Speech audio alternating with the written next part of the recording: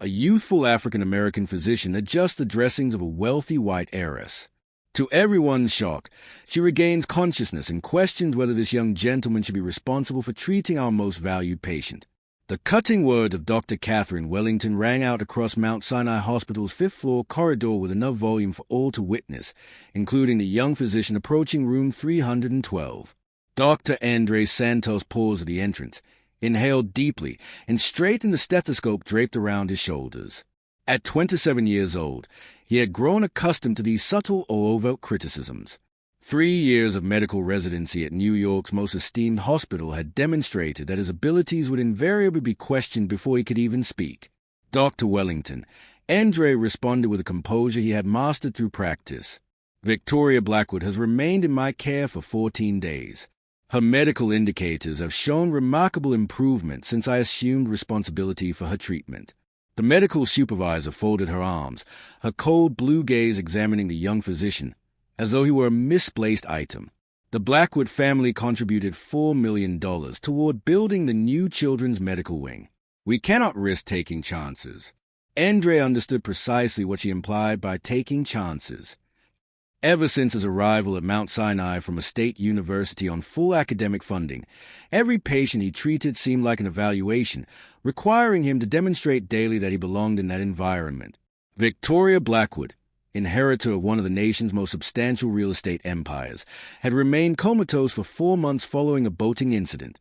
25 years of age, fair-haired, entitled, and encircled by relatives who regarded physicians as household staff, particularly physicians who bore no resemblance to them. With complete deference, Dr. Wellington, Andre stated, maintaining a professional demeanor, "My neurological education at Johns Hopkins and my expertise in brain injuries demonstrate my qualifications." The reference to Johns Hopkins, among the nation's premier medical institutions, caused Catherine to scowl. The pattern remained consistent. Authentic shock upon learning his credentials, followed by subtle efforts to undermine his accomplishments. Andre stepped into Victoria's quarters, where gentle sunlight streamed through costly drapes. The young heiress had remained immobile for 120 days, sustained by mechanical ventilation, surrounded by luxurious floral arrangements delivered daily from elite social circles. However, there existed something others had failed to observe. Minute neurological indicators that Andre had been carefully recording in confidential notes. Slight ocular movements, respiratory pattern variations, minimal responses to external stimuli. His graduate research on modified consciousness states had provided him with expertise that few medical professionals possessed. "Good morning, Victoria," Andre whispered softly, commencing the bandage replacement on her surgical wound. "I'm aware of your presence, and whenever you're prepared to return, I'll remain here." What Andre remained unaware of was Victoria's actual consciousness for 3 weeks, imprisoned within her physical form, overhearing every discussion, every biased remark concerning the black physician who supposedly shouldn't be treating her. For the first time in her privileged existence, she was discovering what it truly meant to face judgment based on circumstances beyond her control. While Andre performed his duties with surgical accuracy, examining reflexes and neurological symptoms that other doctors disregarded, Victoria fought internally to communicate any indication of her awareness. Yet her physical form appeared detached from her consciousness, as if an invisible wall prevented her return to the wakeful realm. Then something remarkable occurred.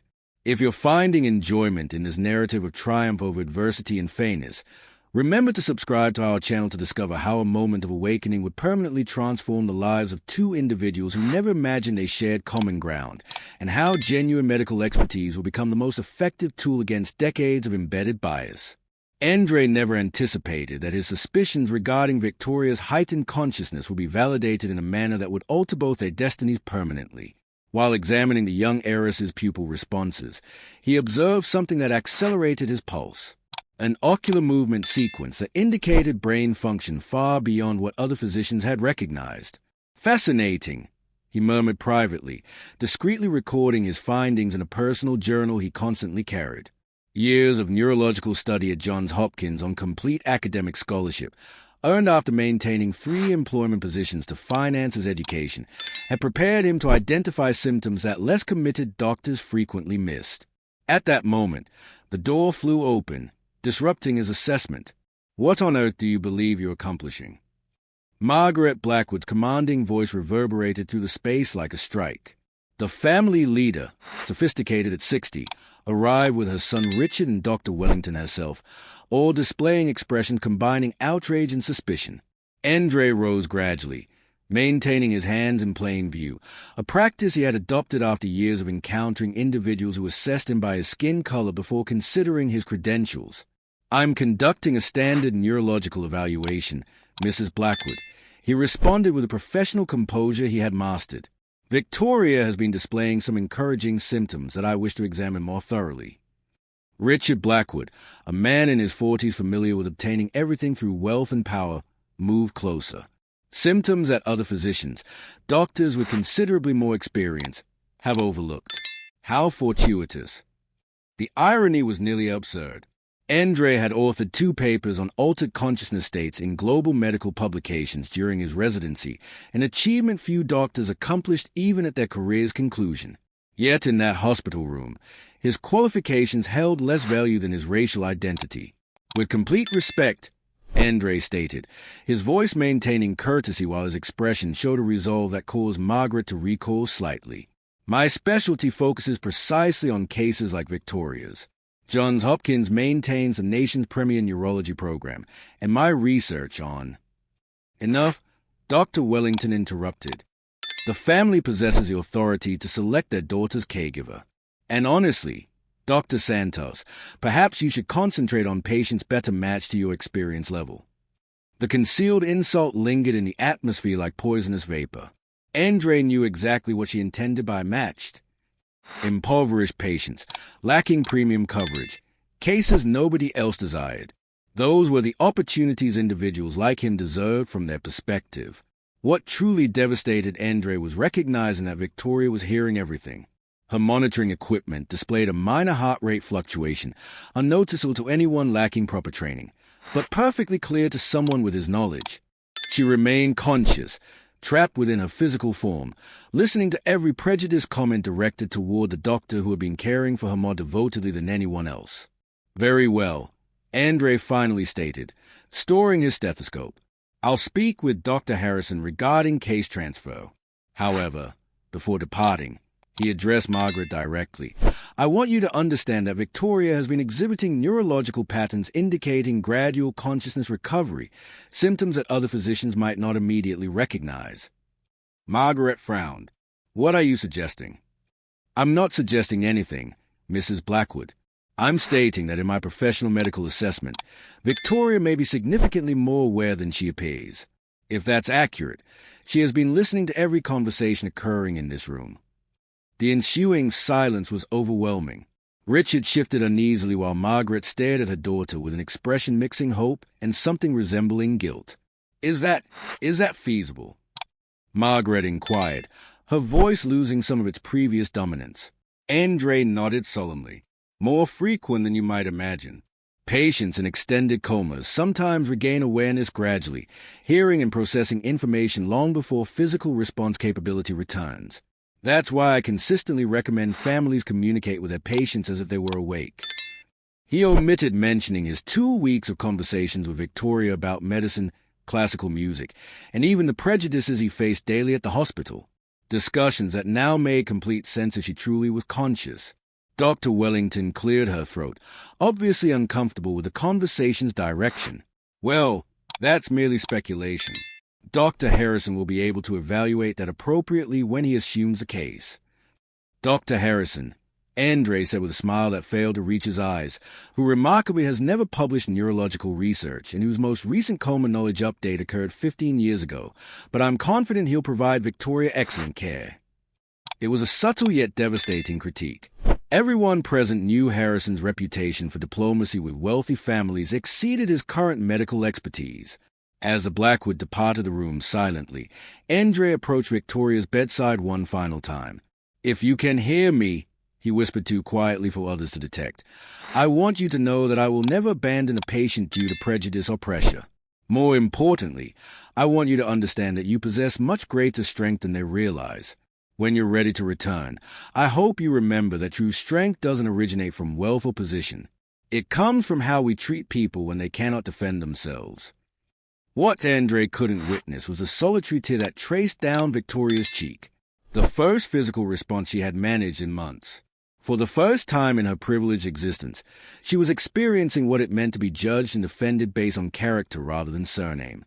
As Andre collected his belongings, carefully documenting all observations about the case before transferring it, something extraordinary was occurring in Victoria's body. The combination of outrage at the unjust treatment she had witnessed and the determination inspired by Andre's words was creating a neurological tempest that would begin dismantling the barriers holding her captive. Every biased word she had heard, every moment of dignity Andre had displayed under pressure was forging within her completely new understanding of justice, character, and people's true worth. This new awareness was becoming the key that would finally liberate her from her silent confinement. However, not in the way anyone could have anticipated. What the Blackwoods didn't realize was that Andre Santos wasn't merely another talented doctor battling prejudice.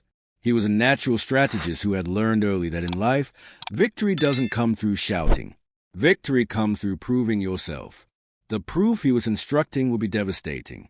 3 days after his removal from Victoria's case, Andre continued his hospital duties as if nothing had occurred. Yet during his free time, something entirely different was happening. In his modest apartment, transformed into a temporary command center, he meticulously arranged every piece of evidence he had gathered about Victoria's actual neurological condition. "Are you certain about this?" asked Dr. James Wilson, a distinguished neurologist and retired Johns Hopkins professor, examining the information Andre had shared via video conference. Wilson was more than a mentor. He was the individual who had recognized potential in an impoverished youth from the Bronx and assisted him in owning complete academic funding to the nation's finest medical university. "Absolutely," Andre responded, indicating the screen displays. The ocular movement patterns, heart rate fluctuations during specific conversations, micropupillary responses, everything confirms that Victoria Blackwood has been conscious for at least 3 weeks, possibly longer. Wilson nodded gravely. "And you've documented everything." "Every detail. Videos, monitor photographs, time-stamped observations. I even have records of her different reactions when specific individuals entered the room." Andre paused, his expression hardening, including her responses to prejudiced discussions about me. What Andre didn't reveal to his mentor was his discovery of something even more troubling. While discreetly investigating Victoria's previous medical files, he had found alarming discrepancies in the initial assessment. Dr. Harrison, the physician who had replaced him, had overlooked obvious neurological indicators and maintained Victoria on medications that could be artificially extending her unconscious state. Meanwhile, at the hospital, the situation was rapidly worsening for Victoria. Dr. Harrison, true to his reputation for incompetence disguised as diplomacy, had established a completely inappropriate treatment approach. Worse still, Margaret Blackwood had begun advocating for more decisive procedures to accelerate her daughter's recovery, procedures that could cause permanent neurological harm. Dr. Harrison, Margaret stated during one of her daily visits, "Our patience is diminishing. Victoria has remained in this condition for months. Perhaps it's time to consider more aggressive alternatives." Richard, ever the dutiful son, nodded enthusiastically. "We have access to the world's finest specialists. Perhaps experimental surgery." Harrison, more concerned with maintaining family satisfaction than patient welfare, began seriously considering these dangerous options. "Well, there are some new procedures that could stimulate brain activity." What none of them realized was that Victoria, still trapped within her body but increasingly aware, was hearing every word of this frightening conversation. For the first time, she began truly understanding the contrast between the genuine care Andre had provided and the dangerous neglect she was receiving. It was then that Andre decided action was necessary. Using his university connections and Dr. Wilson's discreet influence, he began preparing something the Blackwoods would never anticipate. It wouldn't merely be a medical expose. It would be a complete and public dismantling of the entire structure of prejudice and incompetence that dominated that hospital. "James," Andre said during one of his nightly conversations with Wilson, "I need you to contact Dr. Patricia Reeves at the State Medical Board and also the producers of that investigative television program on medical malpractice." Wilson raised his eyebrows. Are you certain you want to proceed that far? The Blackwoods are very influential. They could destroy your career. Andre smiled. Not the gentle smile he wore for patience, but something more dangerous. Professor, they may attempt to destroy my career, but I'm going to destroy something much more valuable to them, their reputation. When I'm finished, they'll beg me to resume Victoria's care. What Andre had uncovered in his investigations was even more damaging than medical incompetence. Financial documents revealed that the Blackwood family had pressured the hospital to maintain Victoria in a prolonged coma to delay legal matters related to her inheritance. Margaret was using her daughter's condition to retain control of the family enterprise. However, the centerpiece of his plan wasn't merely exposing the corruption. It was something much more powerful.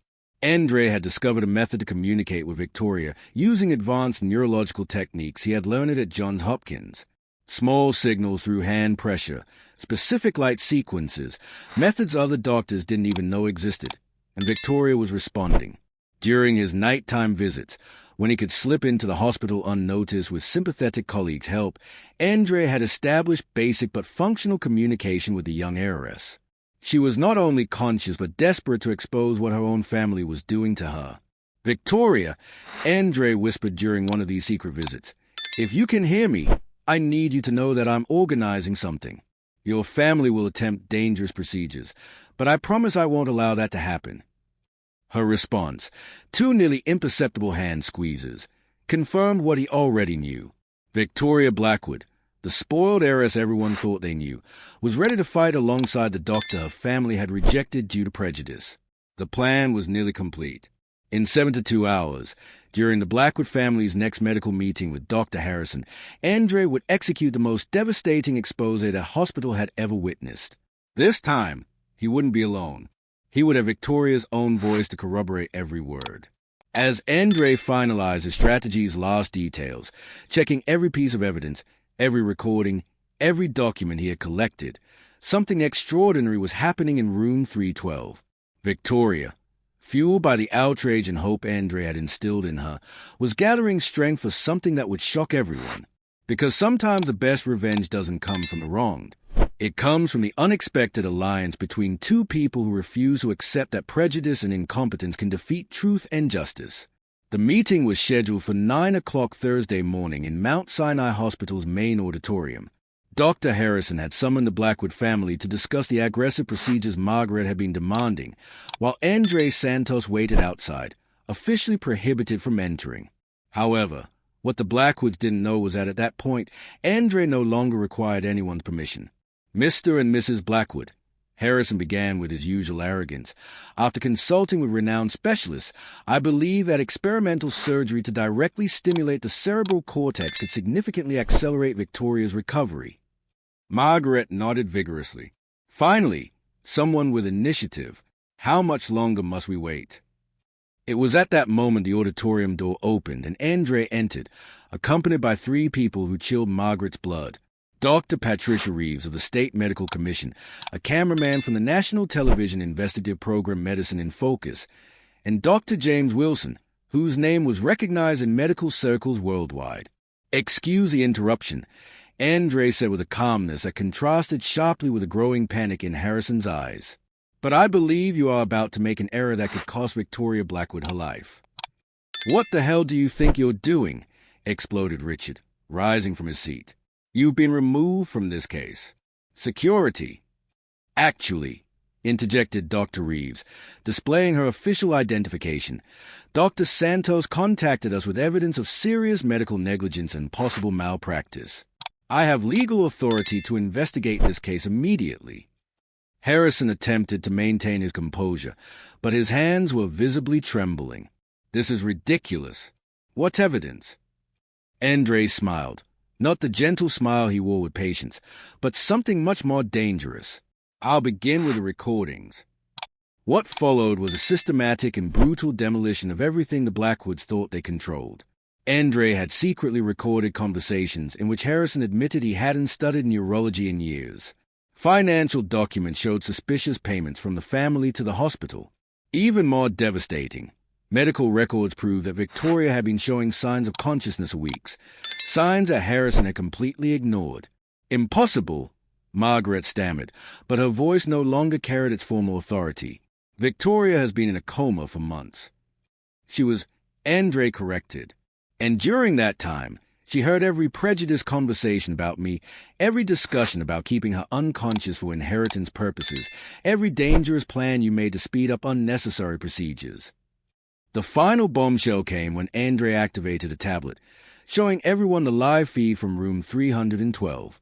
Victoria was sitting up in bed, fully conscious, calmly discussing the past few months' events with a nurse. The silence that followed was deafening. "How? When did she?" stammered Harrison, realizing his career had just ended. "Victoria regained full consciousness 3 days ago," Andre explained. "But she asked us to keep it secret until this meeting. She wanted to be present in some way when the truth was revealed." Dr. Wilson approached Harrison with an expression of professional contempt. 30 years of medicine, Harold, and you wanted to perform an unnecessary craniotomy on a conscious patient. That's not negligence. It's criminal incompetence. Margaret attempted one last desperate gambit. "You can't prove we knew anything about this." Andre opened a second folder, removing detailed transcripts. "I actually can." Victoria meticulously documented every conversation she overheard during her period of silent consciousness, including your discussions about using her condition to maintain control of the family business. The cameraman captured every moment of growing horror on the Blackwoods' faces. Richard had turned completely pale, while Margaret looked as if she had aged 10 years in 10 minutes. "There's more," Andre continued relentlessly. "The Commission's investigation has revealed a disturbing pattern of discrimination at this hospital. Competent doctors are being removed from lucrative cases for reasons that have nothing to do with medical qualifications." Dr. Reeves took the floor, her voice cutting through the air like a blade. "Dr. Harrison, you are suspended effective immediately, pending a full investigation. Ms. Blackwood, our financial investigation into payments to the hospital will be intensified. And as for the donation to the pediatric ward," she paused dramatically, "it will be returned in full until the ethical issues involved are clarified." That's when something extraordinary happened. Victoria's voice came through the speaker connected to the tablet, clear and determined. "I would like to make a public statement." Everyone turned to the screen where Victoria was looking directly at the camera. "My name is Victoria Blackwood, and for 4 months I have been conscious but unable to communicate. During that time, I witnessed what true medical character looks like when no one is watching. Dr. Andre Santos treated me with more dignity, competence, and compassion than any other professional in this hospital. He saved my life not only medically, but by preserving my humanity when others saw me only as a problem to be solved." Margaret tried to interrupt, but Victoria continued. "My family and Dr. Harrison nearly subjected me to unnecessary and dangerous surgery because their arrogance prevented them from recognizing obvious signs of recovery. Dr. Santos was the only one who saw those signs because he cared enough to look." Harrison was now visibly desperate. "Victoria, you don't understand the medical complexities." "I understand perfectly," Victoria cut him off. "I understand that you put politics and prejudice above medical well-being. And I understand that if it weren't for Dr. Santos' courage in challenging this toxic culture, I could be dead right now." The final blow came when Dr. Reeves announced, as a result of this investigation, Dr. Andre Santos will be promoted to head of the Department of Neurology, effective immediately. His research on altered states of consciousness will be fully funded by the university. Margaret and Richard left the auditorium in silence, their reputations in ruins, facing financial investigations and the prospect of a lawsuit. Harrison was escorted out by security, his medical license suspended indefinitely. As the cameras captured the final moments of the meeting, Andre finally allowed himself a moment of genuine satisfaction. It wasn't revenge. It was justice. Pure, simple, and devastatingly effective. But the real twist was yet to come. Because, as Andre would soon discover, Victoria Blackwood wasn't just a patient he had saved. She was about to become the most powerful ally he could ever have imagined, with plans that would completely transform the medical system that had done them both so much harm. Sometimes the best revenge isn't destroying your enemies. It's turning them into the architect of their own irrelevance while you rebuild the world around them in a way they could never have predicted. 6 months later, Mount Sinai Hospital was unrecognizable. The new chief of neurology had implemented revolutionary protocols based on his research on altered states of consciousness, saving dozens of lives that would previously have been considered lost. Dr. Andres Santos was no longer just a competent doctor fighting for recognition. He was an international authority in his field. "Dr. Santos," said a young resident during morning rounds, "we have 5 new coma cases that other hospitals have transferred here. They all want the Santos protocol." Andres smiled, watching his diverse team of talented doctors from all backgrounds, selected solely for their competence. The department that had once been dominated by nepotism and prejudice was now the most respected on the East Coast. Victoria had become more than a patient he had saved. She was his partner in the Santos Blackwood Foundation for Medical Justice, an organization that investigated cases of discrimination in hospitals and funded the medical education of students from underserved communities. Her first legal victory had resulted in an $8 million settlement for a Hispanic doctor who had been wrongfully fired. Money that came directly out of the profits of the hospital that had allowed the discrimination to happen. "Andre," Victoria said, walking into his new office overlooking Central Park, "we just got the confirmation. Harvard wants you to head up their new neurological research center. $50 million in funding." The irony was delicious. The same medical elite that had questioned his qualifications was now competing for his expertise as if it were the holy grail of modern neurology. Meanwhile, Dr. Harrison had permanently lost his medical license after the investigation revealed other cases of negligence that had been covered up over the years. His desperate attempt to get a job at a rural clinic in the country was rejected when his name appeared associated with a scandal on Google. At 55, he was working as a medical equipment salesman, a position that required him to visit hospitals where he had once been treated like royalty, now ignored by doctors who knew his history. Margaret Blackwood faced an even more brutal reality. The financial investigation had revealed years of tax evasion and bribery, resulting in fines that consumed 40% of the family fortune. Richard had moved abroad, fleeing legal proceedings, while Margaret lived in seclusion in her mansion, avoiding social events where she had once reigned. The Blackwood name, which for generations had symbolized power and prestige, was now synonymous with corruption and prejudice. "You know what impresses me the most?" Victoria commented as they reviewed the Foundation's quarterly reports. "It wasn't justice, it was a complete transformation of the system." Andre nodded, remembering those days when he had to prove his competence with every patient, every procedure, every conversation. Now, young doctors from minority backgrounds sought out Mount Sinai Hospital specifically because they knew that talent was the only currency that mattered there. The hospital conference room, where he had been publicly humiliated months earlier, now housed the Santos Mentoring Program, where veteran doctors from all backgrounds trained the next generation of professionals. The plaque on the wall simply read, "Competence has no color, gender, or last name." Dr. James Wilson, now an official advisor to the Foundation, often remarked that he had never seen such a complete transformation of an institution. Andre didn't just overcome prejudice, he said in speeches across the country. He proved that the best revenge is to build something greater than your oppressors could ever destroy. The most satisfying moment came when Andre was invited to deliver the keynote address at the National Congress of Neurology, the same event where Harrison had once been treated like a celebrity. In the audience, doctors who had once ignored him now took frantic notes on every word, while journalists scrambled for exclusive interviews with a doctor who revolutionized American neurology. "True strength," Andre said during his lecture, "does not come from destroying those who harm us, but from building bridges where others see only chasms. Every obstacle I have faced has taught me that our greatest revenge against prejudice is to become undeniably excellent at what we do." Victoria, watching from the front row, knew she had witnessed something rare, the complete transformation of injustice into purpose, of humiliation into greatness. Andre had not only proven himself right, he had rewritten the rules of the entire game.